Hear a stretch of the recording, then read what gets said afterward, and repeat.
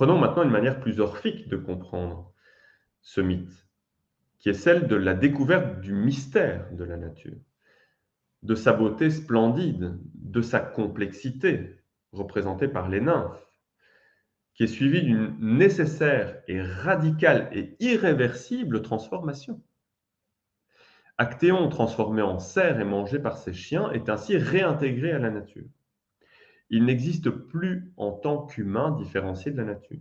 Il est absorbé par celle-ci, il s'agit d'une initiation totale, d'une communion totale.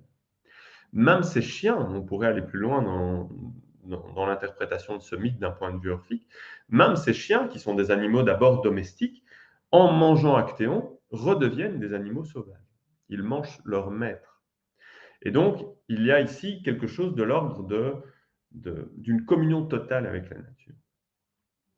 Cette rencontre est une rencontre numineuse, comme le dirait Rudolf Otto. C'est la rencontre numineuse, ça veut dire que c'est une rencontre avec le sacré, que c'est une rencontre qui est à la fois fascinante et effrayante. C'est une rencontre qui est deux choses à la fois, fascinante, attirante et qui fait extrêmement peur également.